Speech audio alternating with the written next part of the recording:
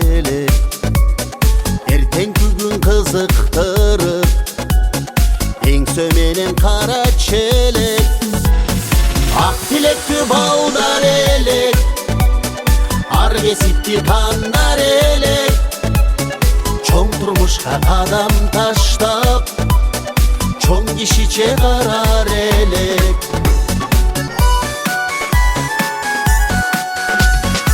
Алды жакка шашылганбыз, ак гүлдөрдөй ачылганбыз. Тагдыр берген жолдор менен жылдыз болуп чачылганбыз. Ушунчалык мезгил такпы, 20 жыл кантип акты. Келдик мына классташтар, жолугубуз кандай жакшы. Классташтар кандай жакшы.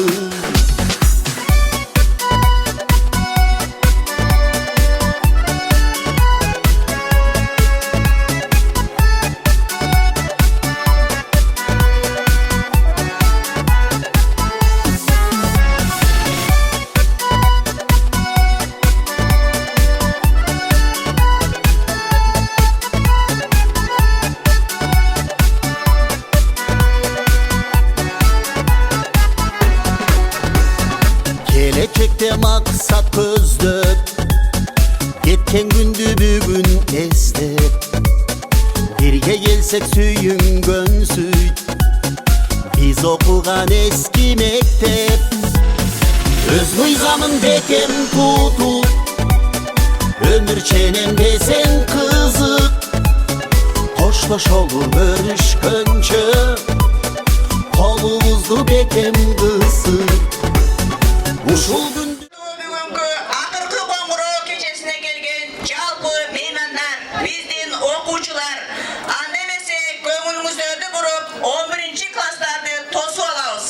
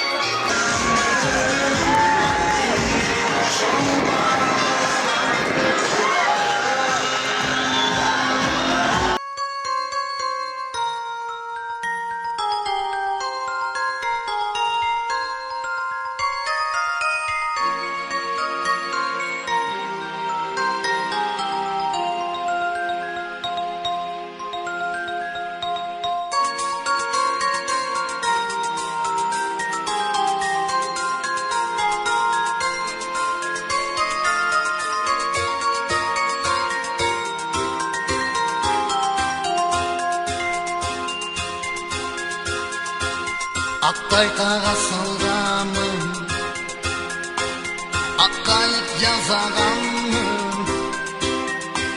Okuçuluk ömrümde yazgamın. Akkan suğa salgamın, göpkö çurkap bargamın.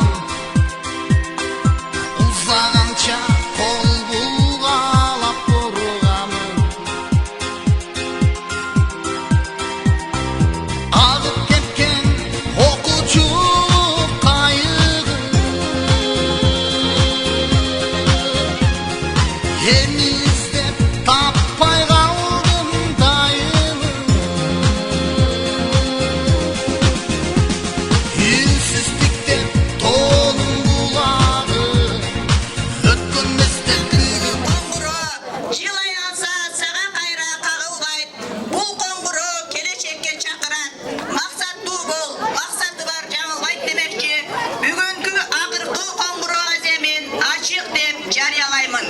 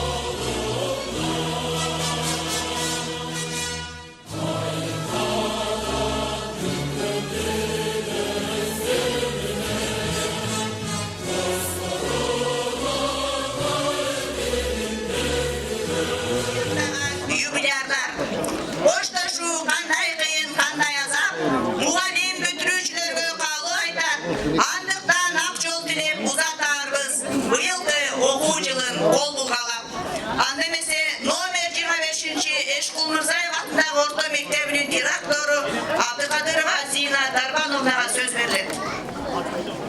Саламатсыздарбы, урматтуу бүгүнкү акыркы коңгуроо бүтүрүү кечесине келген жалпы коноктор, биздин ардагер мугалимдерибиз, жалпы мугалимдер жамааты, окуучулар, 11-класты бүтүрүүчүлөр, эң негизги сагынып келген биздин 20 жылдык чогулушууга келген коноктор, куш келипсиздер.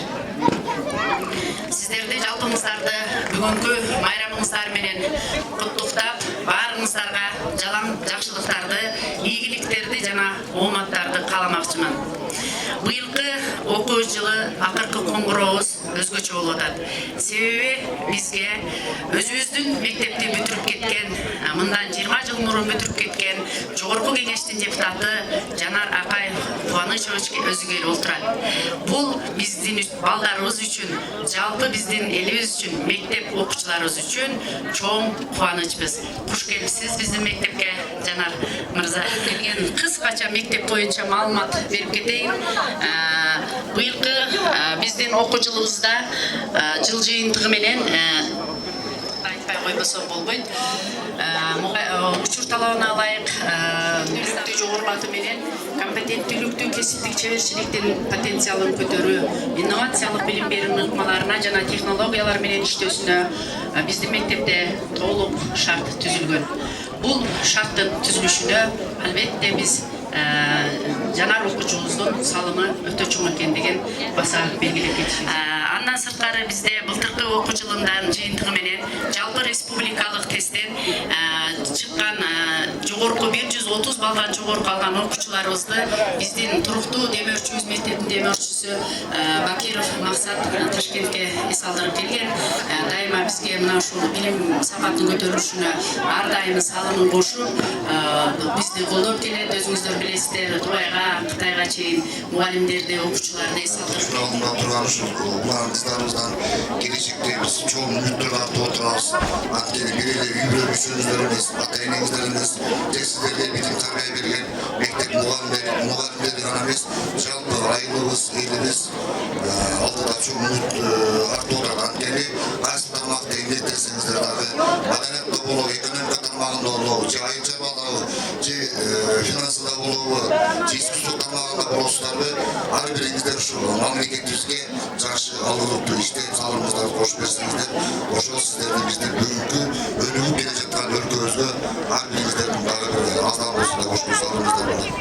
Ошондуктан алдыдагы экзамендерди ийгиликтүү тапшырып, жакшы натыйжа берип, келечекте бир жакшы ардактуу кесиптин ээси болушуңуздарга тилектешмин.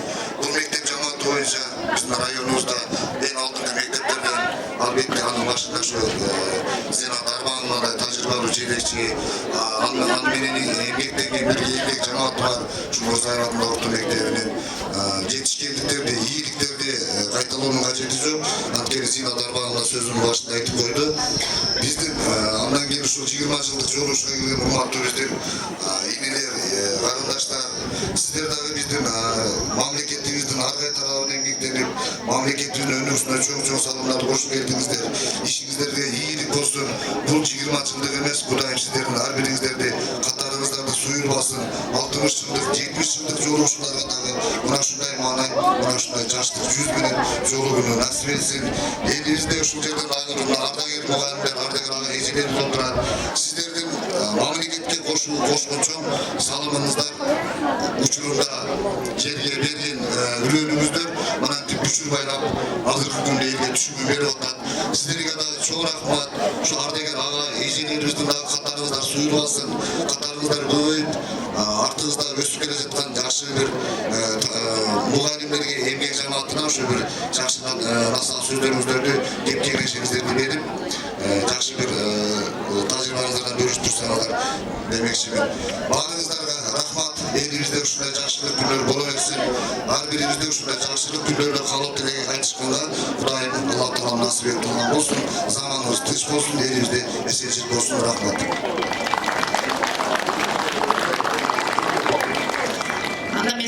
Андан кийинки сөздү жогорку кеңештин депутаты Жанар Акай Кубанычович. Чоң рахмат. урматтуу мугалимдер, окуучулар, урматтуу классташтар, айылдаштар, макулдуу көрүшкөнүбүзгө абдан кубанычтабыз. Эми мен кечиктен бери ушул мектепти карап, айылды карап, биз окуп атканда бул мектепте окудук. Чындыгында мына Нургүл эжеге отурат, жанагы компьютерди үйрөнөбүз деп аткан эсимде да бир. Инпут деп бирлерин окуттук информатикадан.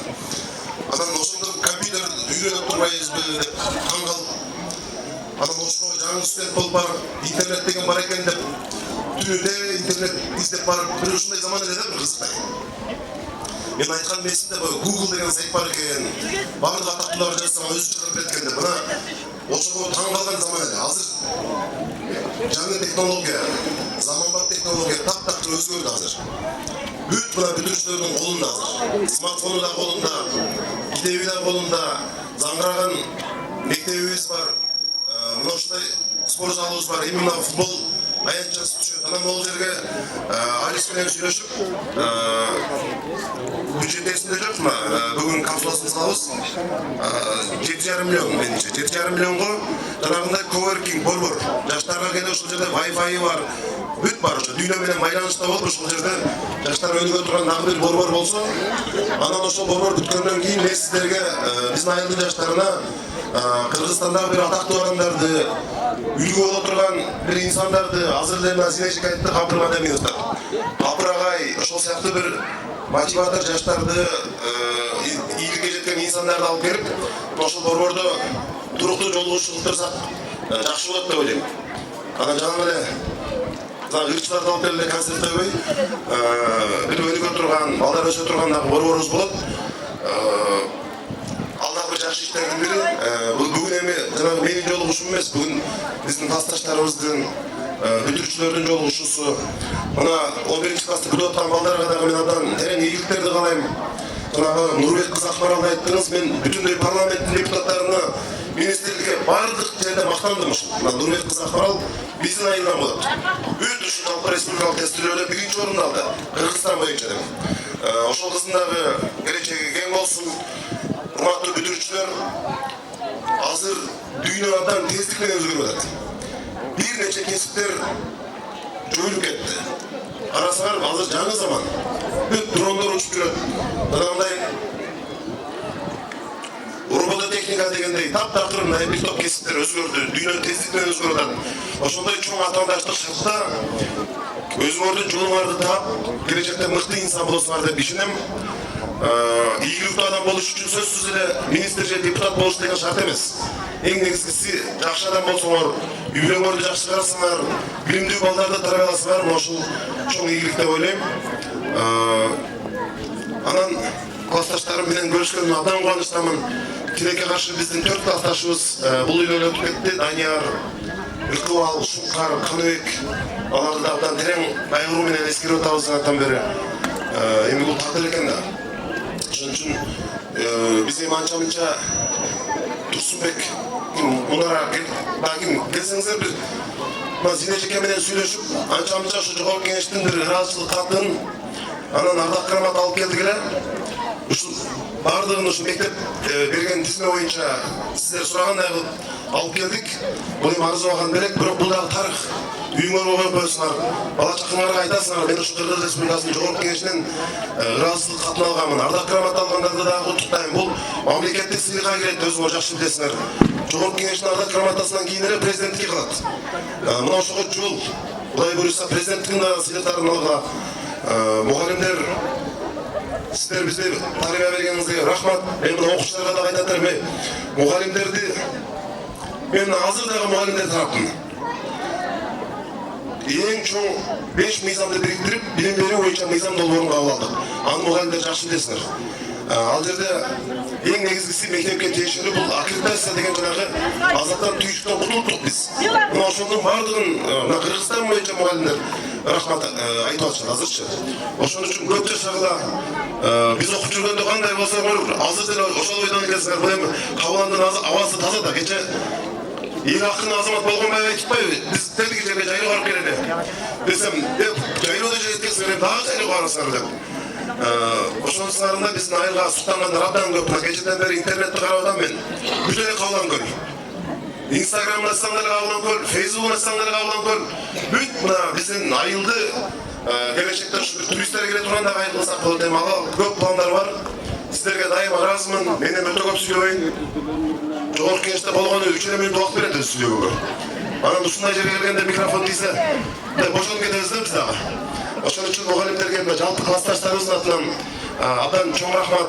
Биз өзүбүздүн WhatsApp группабызда дагы ушу сиздерди сүйлөшүп, мактап, өткөндө ар бир нердин мындай мүнөзүңөрдү эстеп сүйүндүк. Мына Бишкектен Туган эжиге келиптир, мына Чынар эжиге келиптир. Дагы сиздерге да алыстан келгениңиздерге чоң рахмат. Эми классташтардан да ким чыгат? Мына тапшырып коелу, Кыргыз Республикасынын билим берүү жаатындагы көп жылдык үзүрлүү эмгеги өсүп келе жаткан жаш муундарды тарбиялоого кошкон улуттуу салымы, ошондой эле жигердүү коомдук иштемерлиги үчүн Сагынбаева Назгүл Кадырбековна Кыргыз Республикасынын жогорку кеңешинин ардак грамотасы менен сыйланат.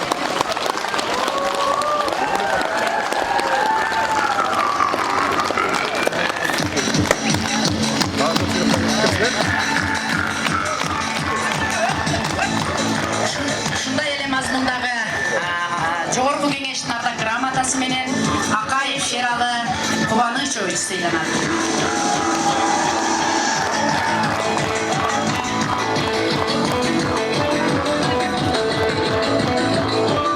Ошондой эле мазмундагы грамота менен Алтымышева Динара Карбековна сыйланат. Жогорку кеңештин ардак грамотасы.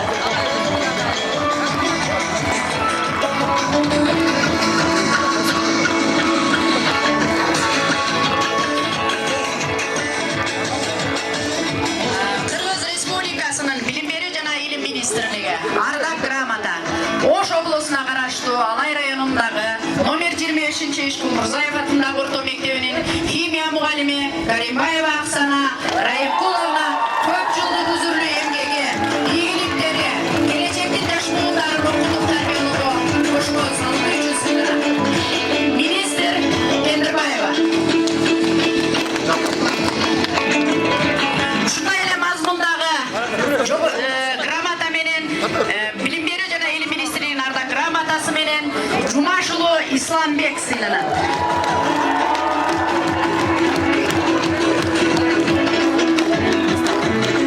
Кыргыз Республикасынын жогорку кеңеши ыраазычылыкка урматтуу Осмонов Сагынбек Жунусович, сизге Кыргыз Республикасынын жогорку кеңешинин жана жеке өзүмдүн келечек муунун интеллектуалдык, руханий, таалим-тарбиялык жактан өсүшүнө кошкон зор салымыңыз, ошондой эле агартуу тармагындагы үзүрлүү эмгегиңиз үчүн ыраазычылык билдиребиз. Кыргыз Республикасынын төрагасынын милдетин аткаруучу Сыдыгалиев Осмонов Сагынбек ай. Ушундай эле ыраазычылык кат менен Осмоналиева Нургүл Мыйманбаевна сыйланат.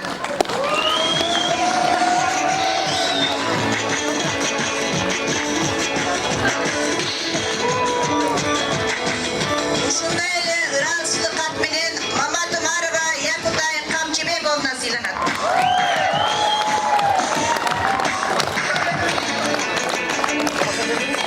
Ушундай эле ыраазычылык кат менен Жээнбекова Анара Бактыбековна сыйланат.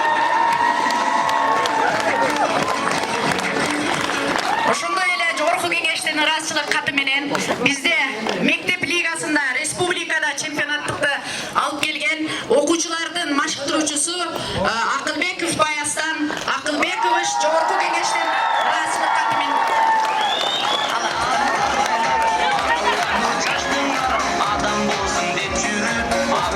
ушундай эле ыраазычылык кат менен Жамакулов Жыныбек Жолдубаевич сыйланат.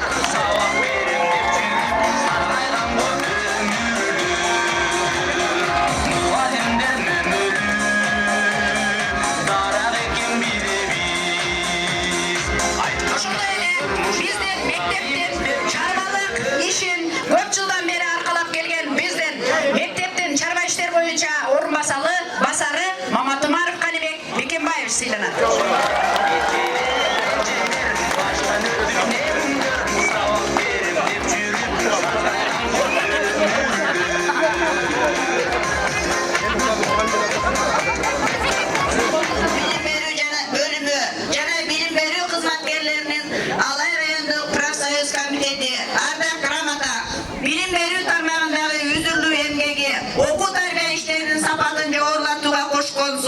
салымы жана профсоюздук мыкты ишмердүүлүгү үчүн номер 25 Эшкул Мурзаев атындагы орто мектебинин эне тарбия мугалими Акылбеков Баястан Акылбекович сыйланат.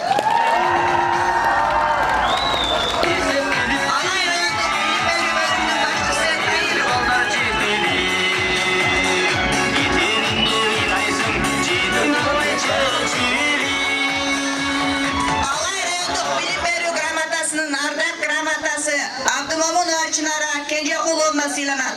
Алай райондук билим берүү бөлүмүнүн башчысы Каиров.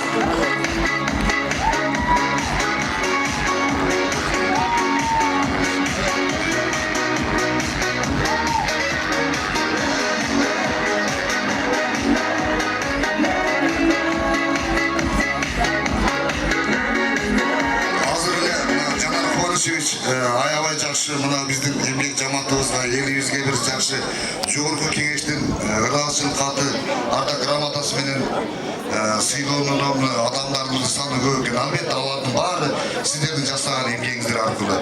Ушул Жанар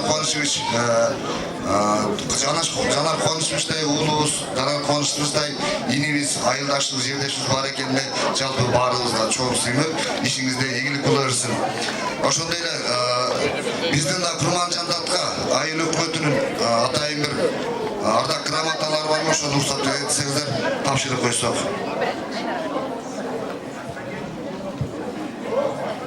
Алай району Курманжандатка айыл аймагынын айыл өкмөтү, Курманжандатка айыл өкмөтүнүн социалдык экономикалык деңгээлин көтөрүүдө, жаш муундарга татыктуу билим тарбия берүүгө, өсүп келе жаткан муундун өнүгүшүнө кошкон зор салымы, коомдук иштерде өзүнүн активдүүлүгүн көрсөткөндүгү үчүн номер 25 Эшкул Мурзаев атындагы орто мектебинин тарых сабагынын мугалими Сүйүнбек кызы Айназик Курманжандатка айыл өкмөтүнүн ардак грамотасы менен сыйланат.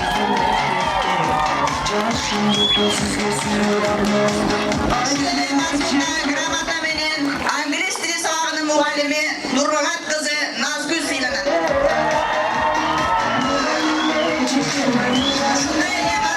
Грамота менен башталгыч класстын мугалими Камчыбек кызы Мээрим сыйланат.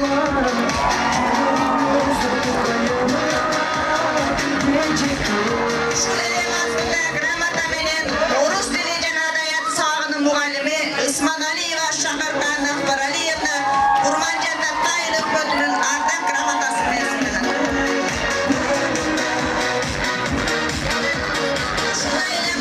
Грамота менен математика мугалими Санаган кызы Жаркынай Курманжандатка айыл өкмөтүнүн ардак грамотасы менен сыйланат.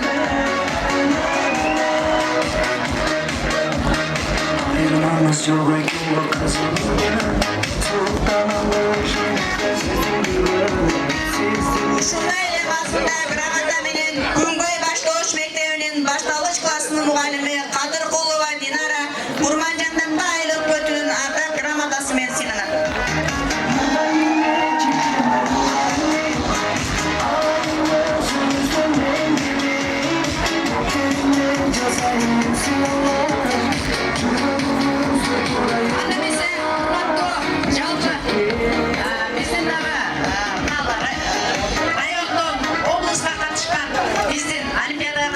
Окуучуларыбыз жана ошолорду окуткан мугалимдерге биздин туруктуу демөөрчүбүз Бакиров Максат ар дайым колдоо болуп көрсөтүп келет. Мына ошолордун жалпы стипендиясын тапшырып коюуга уруксат этиңиз. Исманалиева Шакаркан.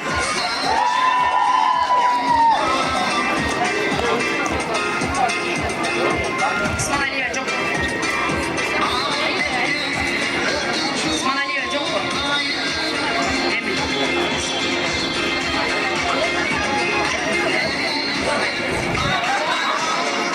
Ошондой эле жалпы бир аз чыдап турасыздар. Быйылкы жылы биздин мектебибизге аябай оомат береке. Жанар Акаев менен кошо келдиби? Аябай спонсорлор көбөйүп кетти. Окуучуларга стипендия берели деген жарандарыбыз көп. Ошолордун баарын тапшырабыз. Кичине убактыңыздарды бөлүп, чыдап угуп коесуздар. Бизде быйылкы жылы эле берип келет. Өзүңүздөр билесиздер, Москвадагы Патрис Лумумба атындагы Орусия элдер достук университетинин гравитация жана космология факультетинин окутуучусу, физик, теоретик, физика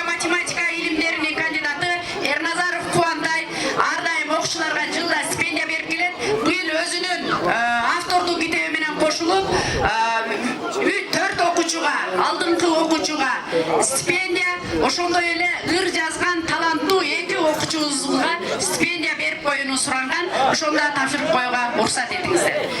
Биринчи Айболотова Элина.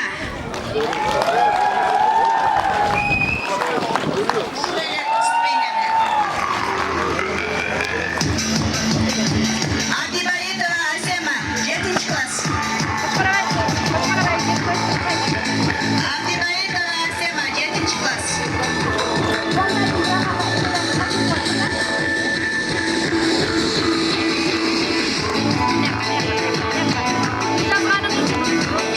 Халилова, 10-ci класс.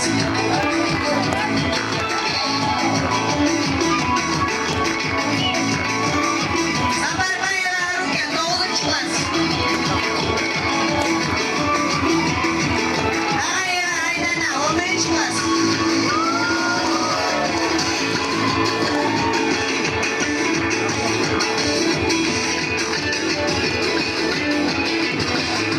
Жолдой атындагы стипендиябыз бар. Ал стипендияны быйыл балдары спортсмендерге, баягы биздин чемпиондорго берүүнү туура көрдү. Азыр өзү тапшырып койсун.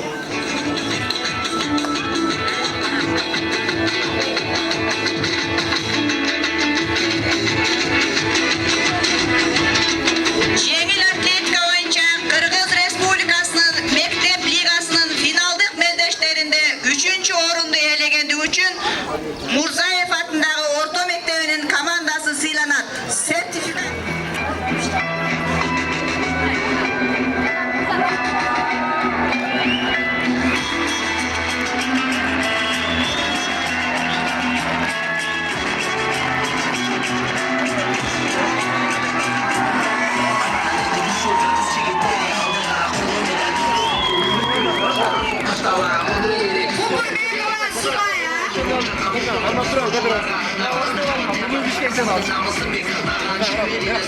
Нурбек уулу деп мына ошолорду дагы тапшырып коет.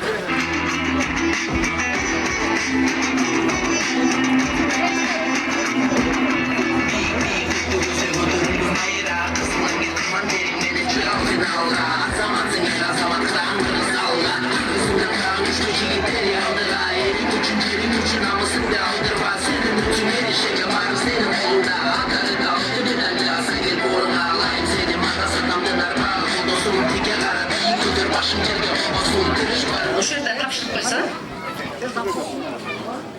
Нурбек уулу Бекзат.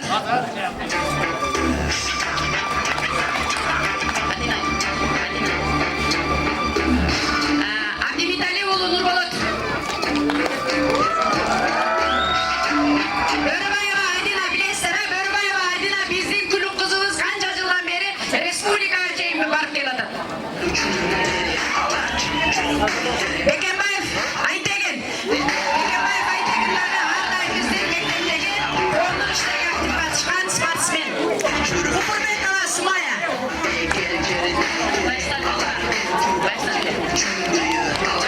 Бизде предметтик олимпиадада жогорку балды көрсөтүп келген биздин Жороева Аймерим 11-ci класстын окуучусу кече райондук билим берүү бөлүмүнөн атайын берип жүрөттүр. Мына ошону тапшырып коеюн ушул моментте. Нурзада сыйланат.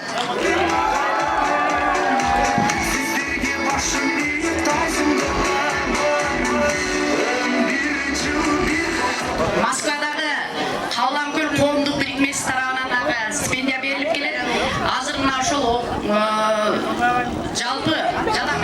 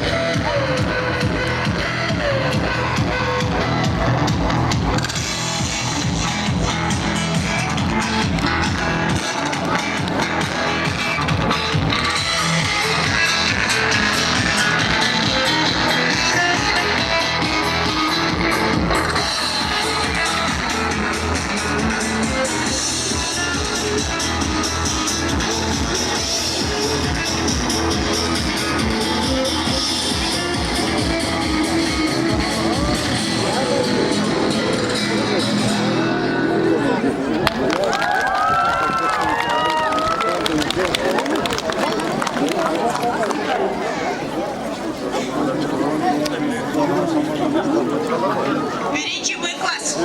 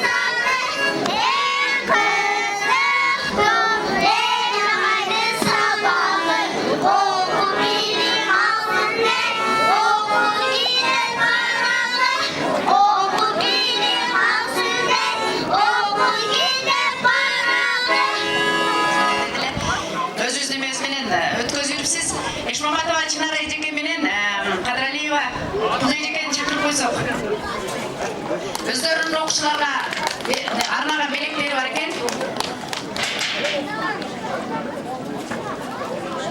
Üyeleri, ardaqlı ağaylarım, ejekelerim, bugünkü mekteptin bosogosun бүтүрүүчүлөр, жана мындан 20 жыл мурун ушул мектепте бүтүп кеткен менин сүйүктүү алтын окуучуларым.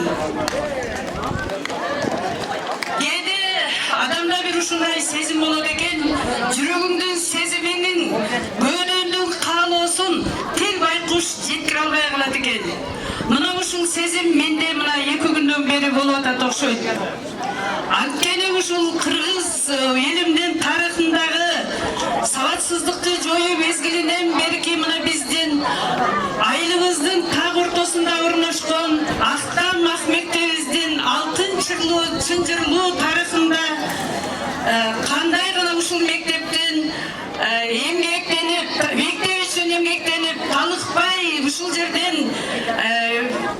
ар кандай менмин деген гана инсандарды тарбиялаган биздин ардактуу агайларыбыз, эжекелерибиз отурат. Мына ошол ардактуу агайларым үчүн, эжекелерим үчүн бүгүн жашым 60га келип калса дагы алар үчүн 1-класстын окуучуларындай болуп, терең таазим этип, дагы чексиз жолу ыраазычылык билдирип коем. Бар болуңуздар менин сүйүктүү агай эжекелерим. Менин сүйүктүү агайым Эрназаров Кучкун агайыма, Быйканбай агайыма, Топчу агайыма, Шаракама, бул жерде келбей калган агайларыма жана эжекелериме, Кундуз эжеке барсызбы? Бардыгыңыздарга чоң ыраазычылык. Жараткан сиздерге ден соолук берсин. Экинчи жолу ушул жерде биздин мектептин жүзүн республиканын деңгээлине, дүйнөлүк деңгээлге чыгарып аткан, бүгүнкү күндө талыкпай тарбия берип аткан мугалимдер жамаатына сиздерге чоң албан ийгилик. Бул ийгилик сиздер үчүн кымындай гана эмгегиңиздердин бир кичинекей үзүрү болгон болсун. Бүгүнкү биздин элибиздеги өсүш, экономикалык өсүш, инновациялык прогресстерди карап туруп, сиздерден мындан да чоң албан ийгиликтерди күтөт экенбиз деп бүгүн ушундай бир чоң ишеним менен карап отурабыз. Бүгүнкү биздин мүдүрү болгон Зина сага терең таазим. Канчалаган эжелер, агалар менен сүйлөшүп айтабыз. Бардыгыбыз силердин эмгегиңерге абдан айылыбыз боюнча алкыш айтып атабыз. Рахмат силерге. Жамаатта дайыма ынтымак болсун, береке болсун, чыгармачыл, инновациялык болуп, уйгу сезимдерге арбалып турган мени сүйүктүү инилерим, сиңдилерим, балдарым, кыздарым десем да жаңылбаймын. Силер бүгүн мектептин партасынын гана акыркы коңгуроосун угуп турасыңар. Бул коңгуроо силердин жашоо турмушуңардагы эң алгачкы коңгуроо. Албетте, бардык нерсе тагдырдан жаралат. Бирок тагдырды биз өзүбүз жаратканыбызды унутпагыла алтындарым. Ар бир кичинекей адат мүнөзгө айланат. Мүнөз тагдырды жаратат. Силер ошол талкпаган эмгек менен чоң ийгиликтерди жаратып, мына бүгүнкү агаларыңар, эжелериңер сыяктуу эртеңки президенттер, депутаттар, мугалимдер кайра өзүбүзгө эң алдыңкы тең силерден ишенимдебиз. Силерге ак жол, жараткан жалгасын, дайыма жакшы адамдар менен бир болуп, билимде дайыма талыкпаган эмгекте туруктуу кадам таштап, улуу максат талыкпаган эмгек менен ата-энелериңерди сыймыктанган уул кыздарынан болгула.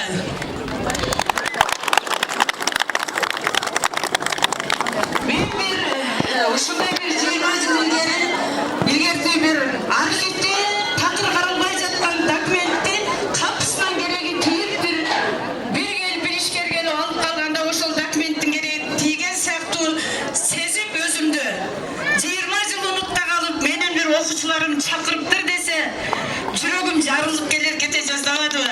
Рахмат алтындарым. Бүгүнкү кечеге эле ушул силерге окуучуларды карап отуруп ушундай жакшынакай шадраңдаган балдарды, кыздарды окутуп, бүгүнкү күндө ушул жерде жогорку кеңештин депутаты, РОВДнын начальниги, ардактуу мугалимдер, бизнесмендер, жакшынакай лидер айымдарды көрүп отуруп, мен ушула силердин кичинекей да болсо салымым жетип, аз да болсо билимим кетип, силер үчүн эмгек кылып иштеп калганыма өзүмдү абдан бактылуу сезиптим. Айылдын тарыхында, мектептин тарыхында алтын тамга менен басылып, жазылып калган бүтүрүүчүлөр азыраак эле болсо керек деп ойлойм. Анткени бүгүн биздин сыймыгыбыз болгон, биздин уулубуз болгон Жанар биздин айылдын эле тарыхынын алтын тамгасы менен жазылган жок, мектептин эле тарыхында жазылган жок, мамлекеттик деңгээлде жазылды. Анткени Жанар биздин мектептен дайыма ушундай бир көргөчтүктү, эң негизгиси кандай кыйынчылык болсо чындыкты тайбай айтып, өзүнүн максатынан тайбай келген таалимди мына ушул мектептен алып кеткен. Жанардан биз бул Жанардын жаратып аткан эмгеги эми башталышы деп түшүнөбүз. Албетте Жанардан биз дагы көптөгөн үмүттөрдү кылабыз, үмүттөрдү күтөбүз. Жана Жанар дагы өзүнөн кийин ушул биздин айылдан артынан келе тургандай жакшынакай жаш куундарды кадр кылып даярдап берет деп бүгүнкү чогулуштарда ушу мен сени мугалимиң катары сенден ушуну суранып кетем алтыным. Бүгүн биз сени менен абдан бактылуубуз. Себеби биздин мектептин көйгөйү, ушун биздин айылдын көйгөйү трибунадан түз эле жанагы кабыландан сүйлөп кайсок эле жогорку кеңеште аткарылып аткан болуп атат да. Бир алайкулуктар бактылуу болчу эле. Алайкул бол кетсе Москва сол кетет деп. Бүгүн биздин кабылан деле ошондой эле болуп калдык. Буюрса биз сени менен мактанабыз. Бар бол, көз тийбесин, ийгилик. Бардык классташтар, жалпы менин окуучуларым, силердин жашооңордо дайыма ар дайым ак полоса болсун. Дайыма силерде талкпаган эмгек болуп, улуу максаттарды коюп, силерден биз көп жакшы нерселерди күтөбүз. Бүттүк жана результатты бердиңиз. Бирок ушун менен токтодук, болду, биз ыраазыбыз десек, анда биз өзүбүздүн карызыбызды аткарбай калган болобуз. Дагы силерге албан чоң ийгилик. Бизди чакыргандыгыңар үчүн дагы чоң рахмат силерге. Урматтуу мектеп жамааты, мына бүгүнкү күндөн пайдаланып, замандын ушундай талабына ылайык ушул жерде бир эжекелер менен сүйлөшүп эмне керек болот экен, мен да болсо ушул айылдын атуулуу катары, ушул айылдын кызы катары үй бүлөбүз менен бир жардам бере аларбызбы, колубуздан бир нерсе келеби десек, ушул жерде сиңдим айтты, ушул бизге кичине ноутбук керек болуп атат, интерактивный доска алып алсак ноутбук кичине кыйналып атабыз дейт. Ошол биздин үй бүлөнүн атынан ушул арзубаган белегибизди кабыл алып коюңуздар. Буюрса жанагы ушул интерактивный доска менен дагы камсыз кылат окшойт мектепте. Жанар ошондойбу? Ушундай айтып атат. Ушу мен да сага көмөкчү болуп, атынан эле ноутбук көтөрүп келүүгө биздин үй бүлө даяр. Бардыгын ушул бардыгыңыздар үчүн, көңүл бөлгөнүңүздөр үчүн рахмат чоң.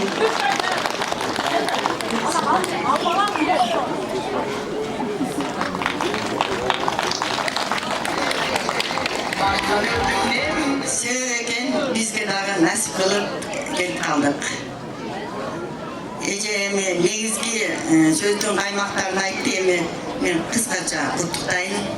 Мына бүтүрүүчүлөр, 9-классты бүтүрүп аткан окуучулар, 4-классты бүтүрүп жаткан окуучулар, 1-классты бүтүрүп жаткан контрайман окуучулар, ушулардын майрамы кут болсун. 20 жылдык юбилейди белгилеп жаткан окуучуларым силердин майрамы кут болсун. Жалпы ушул жерде отурган ага эжелер, окуучулар майрамы кут болсун. Асманыбыз ачык болсун, бардыгыбыздын ден соолугубуз чың болсун, өмүрүбүз узун болсун, заманыбыз тынч болсун, бардыгыбызга Аллах Таала мыйман берсин, ынтымактуулук берсин. Мына 11-классты бүтүрүп жаткан окуучулар, ар бир инсандын тилеген максаты бар. Ошол тилек максатыңа кабыл болсун, тилеген максатыңарга жеткиле, дүйнөгө кызмат кылган инсандардан болгула. Кыскартын сөзүңүздү деп атат. Калган сөздү 20 жылды белгилеген окуучулар элестерине айтабыз. Кудай кааласа, Кудай насип кылса, менин өзүмдүн кесибим химик болгондугу үчүн 8-класстан 11-класска чейинки жакшы окуган окуучуларга өзүмдүн жеке сыйынтыгым. Класс. Садыков Ариет.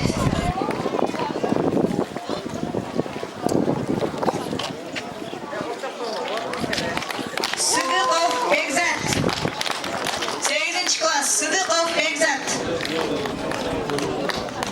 Султанова Айсезим, 8-класс. Султанова Айсезим.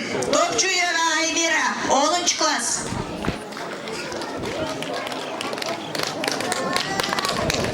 Аринбаева Рабия, 8-класс.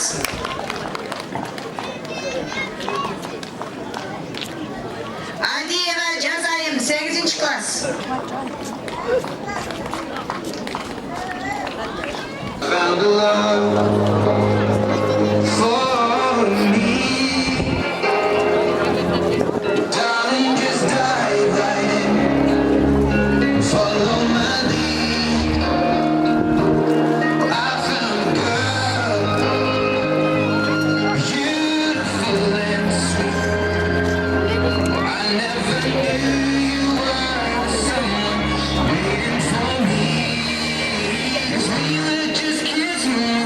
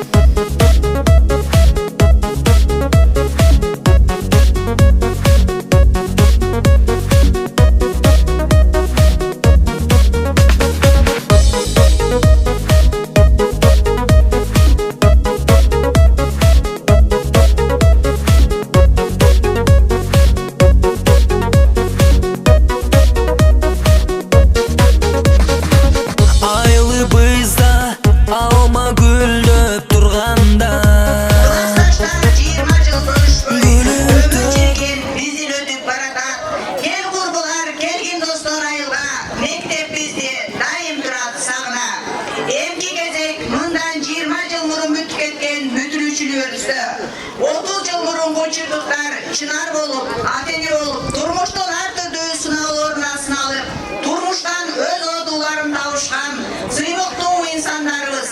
Ар кимиси өз кесиби боюнча түрдүү кызматтарда эмгектенип келишет. Мезгил өтөт, токтобостон арыштай, артта калды 20 жыл мезгил ай. Ошондогу классташтар келгиле, эстейиничи өткөн күндү арыштай. Сөз кезеги биздин Ağızlarına jetsin akınan 20 yıllık bu yıl bizdeki Kaydasına 86'lar Marbukuna 86'lar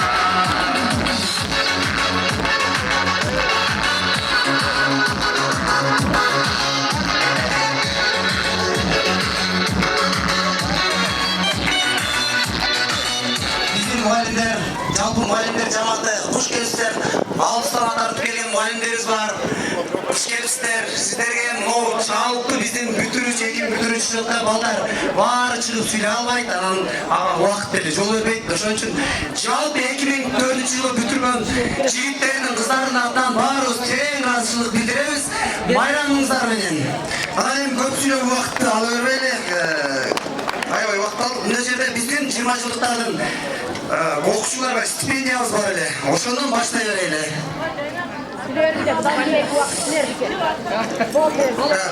Muhallimlerden биздин бири кошулган Акылбек Баястан биздин стипендия чыгат. Акылбек Баястан.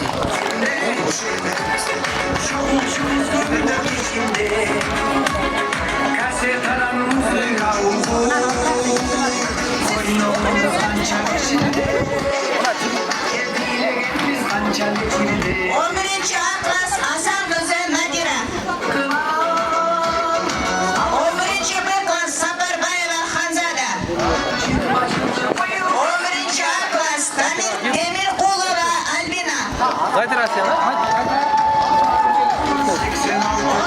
Beklas Mamishova Aynazik. 10. Atlas Isayeva Diana. 11. Beklas Asilbekova Gülmayram. 9. Beklas Adiyeva Elina. 6. Beklas Narbanov Abbas. 8. Beklas Narbanova Anara. 6. Aklas Arinbayeva Dillas. 11. Beklas Şurabayeva Samara. Arinbayeva Dinas. 8. Aklas Koçkonov Aydemir. 6. Beklas Toktobayeva Ayturban. 6. Aklas Görbayeva Sumaya. 8. Beklas Burailova Ademi. Örübayeva Sakın. 8. Aklas Sultanova Aysezim. 9. Aklas Yaşarbekova Nurperi. 9. Aklas Tavaybekova Erkenas. 9. Beklas Turdubekova Asema. 7. Aklas Şaynazarova Altınay. 7. Aklas Aktokurova Ayana. 7. Aklas Nurbekulu Amantur. 7. Beklas Tavaybekova Begimcan. 7. Beklas Muratbekova Evademi. Harayeva Ademi 6. Aklas. Cenbekova Rabia 6. Beklas.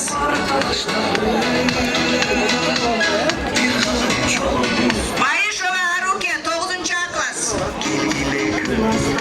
İsmailova Asema 9. Aklas. Murzamidinov Nureddin 8. Aklas. Aparova Aynazik 9. Beklas.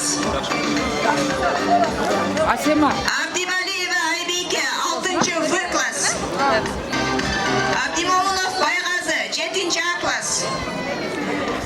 Кылычбаев Бекзат 9-Б класс. Апарбайды. Рахманов Абдышүкөр 7-Б класс. Байғазы сенде? Сат игілік. Рыспаев Максат 7-А класс. Бекзат. Ахматалиев Үсен 10-А класс. Абдышүкір. Турдумаматова Малика 6-А класс. Оксат ким? Абдылдаева Минура 5-А класс. Маликасында? Аксаматова Фатима 5-Б класс. Воронов Абдуалим 5-Б класс. Минура.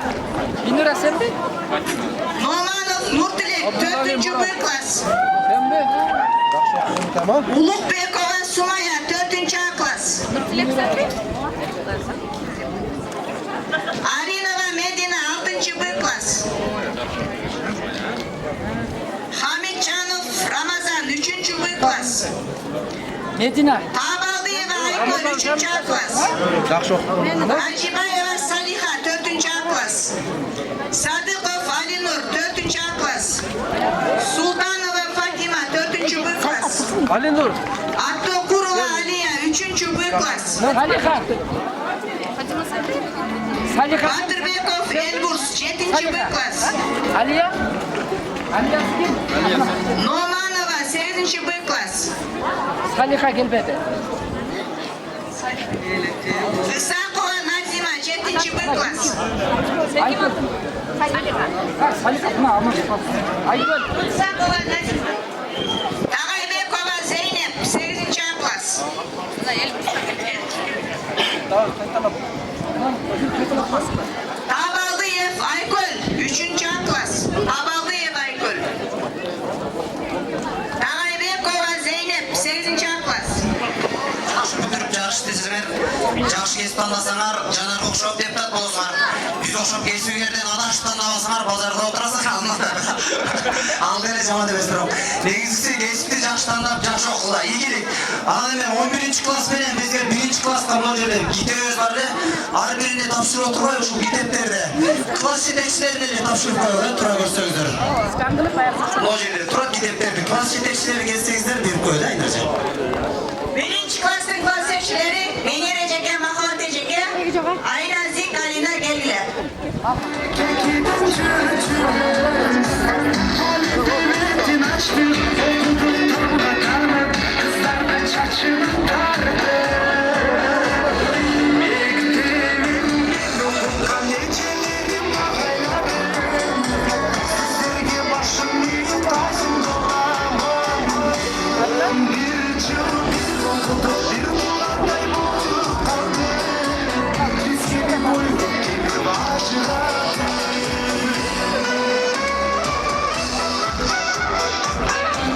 Өзбекше біздің мұғалімдер уақыт зымырап ұшып, дезеле 20 жыл өтіп кетті. Ушыл ұшқан аялыса қайрылып, 20 жылдан соң келіп отырамыз. Біз аябай солдың сезімдер болып жатыр, аябай қуанышта болып тұрамыз. Айрықша ушыл мұғалімдер бардың қадырын мектепте бүтіп кеткеннен кейін көріп сезеткенбіз да. Айрықша мен класстастарыма салыштырмалы, көріп, алардан екісі көріп сезімдесем болады. Себебі мен өзімдік мұғалімдік кесіпті арқалап қалып, сіздердің барқыңыздарды дағы, қадіріңіздарды дағы екесе түсіндім. Мейлетіңіздер дағы ушыншылық чоң. Ар бір оқушы үшін бізден мектепті бүтіп кеткеннен кейін сіздердің ар біріңіздерді іздейміз. Мен дағы ар бір ұшында сабақ өткен ұшында ар біріңіздерді өткен сабағыңыздарды сөздері башқа болып өткен ұшында дағы сіздердің бізге берген ошол ұшындағы оқытқан методикаңыздар ең мықты методика. Азыркы учурда дағы актуалды бойдон калат. Мен дайыма ошол сиздердин мына айрыкча Мавлида Кыжан эжеке, Чынар эжекелер баарыңыздардын айткан сөздөрүңүздөрдү эзип, дайыма ушул көз алдыма элестетип турам. Дайыма бар болуңуздар, биздин ушул кичинекей калган көлүбүздөн дайыма мыкты инсандар чыксын, биздин мектебибиз дайыма алдыда болсун деп тилейли. Мындан мугалимин мындай десе жатырам, окуучусу гүлдай болуп бажырайып ачылат дейт. Биздин мугалимдер мыкты болгон үчүн биздин айынан, биздин мектептен жалаң мыктылар чыгат.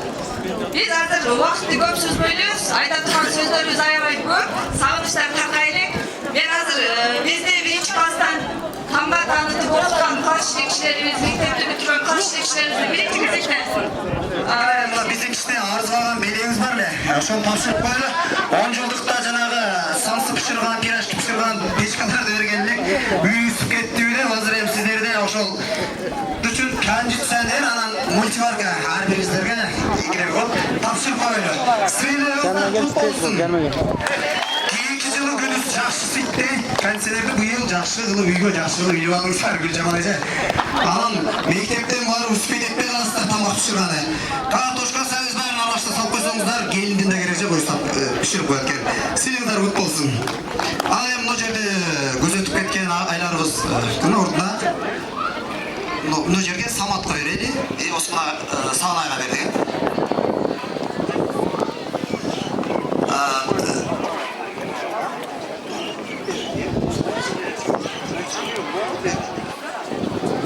Анан мына жерде отурган өзүбүздүн предметтик мугалимдерибиз бар. Сиздерди ордуңуздардан козгоп эле мына жерден ар бириңиздерге алып барып эле берип коелу. Жигиттер. Жигиттер мына жерден мугалимдерге ар бирине бирден белектерди кармап берип койсоңуздар.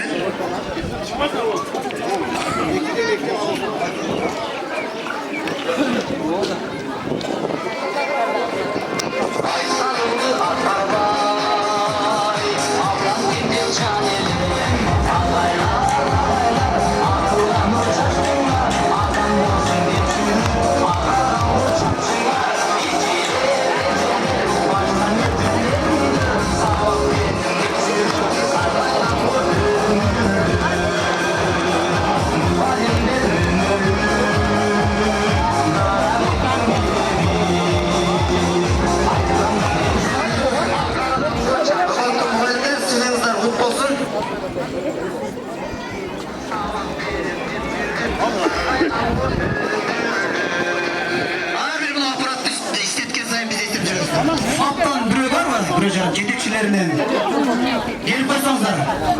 Уруксат болсо.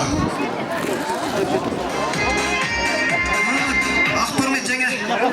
Фаткада бир аз болсо иштеттиңиздер.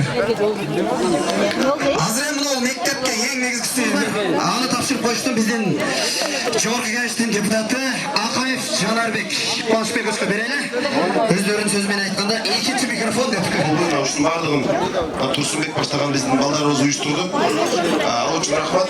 Анан ушул жалпы мектепке Чарежге айтып өттү азыр. Ушул бир заманбап бир интерактивдүү досканы ушу биздин жалпы бүтүрүүчүлөрдүн атынан 20 жылдардын атынан мектепке берегибиз бар. Ушул Турсунбек тапшырып койсоңуздар интерактивдүү Чарежге ноутбугу менен как раз комплект болду бул.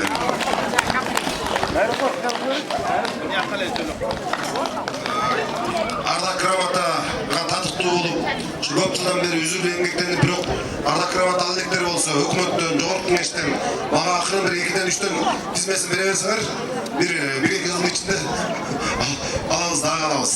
Анда мүмкүнчүлүк бар. Азыр анан мен Нурбай агай мына аккордеон чертип атканын көрүп, жанагы эскирек аккордеон экен. Мен азыр өзүнө айттым. Жанагы атактуу комузчу Нура Абдрахмановдун уулу комуз жасайт. Ошол кишинин өзүнө Нура Абдрахмановдун уулуна бир комуз жасатып берейин, анан кийин жакшы бир аккордеон дагы берип жибересиз. 1 сентябрга. Азыр башкап калдым. Ошол ишиңерге ийгилик болсун. Биздин досторубузга рахмат. Турсунбекке рахмат. Ушу буту үйгөн тоокто эле чуркап жүрөт. Өзү айтмакчы Алматыда базарда иштенбейт. Бирок биз айлык күтөбүз. Анын айдын аягына жетпей калганда кээде Турсунбектен 20 миң 30 миң салып турушу деп айлыктан берем деп айран ошентип жашап жүрөбүз. Турсунбек күртөй ал жагы. Туурасы ошол да. Ошол эми ийгилик болсун. Байрам кут болсун. Койсоңор жакшы болот эле. Тамаша. Эми мына жерде бизге мына интерактивдүү доска баардык эле 20 жылдыктардын атынан жана жанардын атынан деп ким айтып берди? Чоң иткулар да 20 жылдыктары. Общий 20 жылдыктардын атынан бизге мектепке. Анан эми кечээден бери жанар деген баары жактар ошо депутат эле болуп калган. Тамаша бары. Эми мына жерде бизде дагы бир мектеп бар экен. Билинбейлектен алыста белист ар жагында калып кетиптир, ал Лундулчу. Ошонун директору барбы? Кичине белегибиз бар эле тапшырып коелу. 5000 сом сыйлыгыбыз бар эле ошол жакта. Китептерин болсо мына жерде чогуу бердик. Айчыбек эже, чыгып койсоңуз сизге күнгөйдүн кут болсун, жакшы. Күнгөйдүн мектебине да ийгилик. Ошол эми азыр биздин жалпы 20 жылдыктардын берген белектечектерибиз бүттү. Кут болсун алган сыйлыгыңыздар. Анан эми жеке өзүм мына мугалимге мындай берип коеюн деген бир өзүбүздүн классташтарыбыз бар экен. Ошону чакырып коеюн, өзүнүн жакшы ниетин айтып анан сөзүн айтып берип койсун. Биздин классташыбыз Сальбия Тамара. Эжекелер, бүтүрүүчүлөр, наматурайга бөбөктөр, менин алтын классташтарым, убакыт деген учкан куш экен, билинбейм, мына 20 жыл өтүптүр, көпчүлүгүн бүгүн көрүп атам. Абдан кубанычтамын, баарыңардын бүгүнкү майрамыңызга менен чын жүрөктөн куттуктайбыз.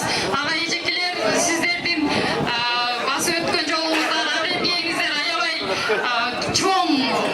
аябай чоң ролду ойнойт. Биздин мына Калакөл айылы Ош областындагы Алай районундагы бардык жагынан өнүккөн, эң алдыңкы орунда турат деп ишенебиз. Мына Кудайга шүгүр, ушул бизден депутаттар чыгып атат. Мындан дагы президенттер чыксын. Сиздердин ага мээңиздердин артында. Анан менин кичине белегим бар эле, ошондо калып алып коюңуз. Биздин 1 класста мени Акбосого аттатып, атамганы үйрөтүп окуткан менин Кусуров Токтогул агай, сиз келип койсоңуз. Анан менин бизди 6 класстан баштап 11 класска чейин окуткан Калчабаева Гүлжамал эжеке, сиздерге аябай терең ыраазычылык, баардыгыңыздардын ишиңиздерге ийгилик, рахмат баарыңыздан. Hazır barkına Ağızlarına jetsin akına 20 yıldır bu yıl bizdeki Kayda sınır 86'lar Karbokuna 86'lar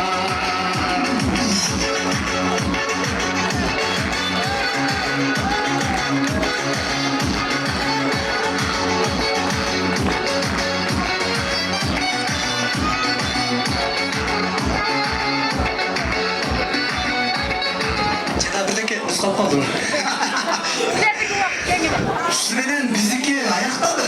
Çalpı, 500'dü verdik, 300'dü söylödük, 500 dedik. Sılığınızlar da avcı ol, kutlu olsun. Anan hem kalgan, çakırılgan muhallimler de erten restorandan kütürüz. Oşol jakka ötüңүздөр. Oyunumuz sançak sizde Erdilegemiz sançak Рахмат, мына мектепке жакшы ушу балдардын билимин, келечекте ушу биздин келечегибиз деп баалап, ушу маанисине жетип, интерактивдүү доска алып келипсиздер. Чоң рахмат, убакыттан пайдаланып. Сиздер да ар дайым ушул балдарыңыздар келечекте сиздерди сыйлаган мыкты инсандардан болушуңуздарга тилектешмин. Жалпы эле ушул келген ардагер мугалимдер баарыңыздарга тынччылык, аманчылык. Анан мен баса белгилеп айтып кетейин, биз азыр жанар окуучубуз айтпадыбы? Грамоталар болсо, мугалимдер үчүн кагаз эле да негизи. Тип кагаздан эле мындай мотивация алабыз биз көбүнчө.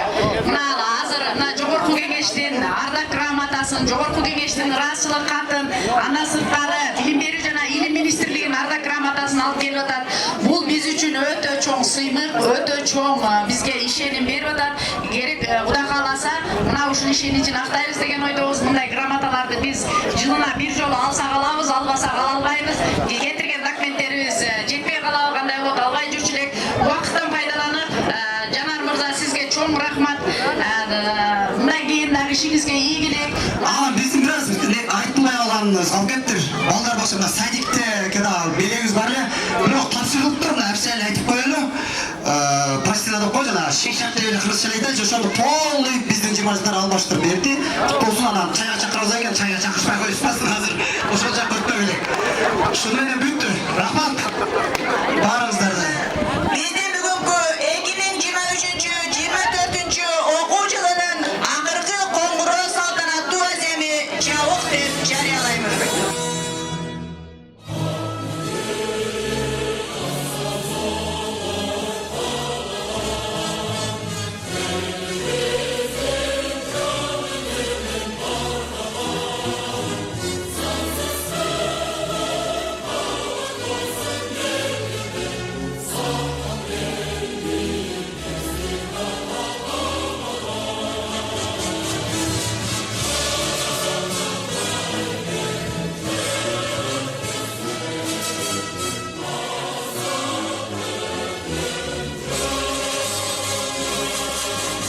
Yeah.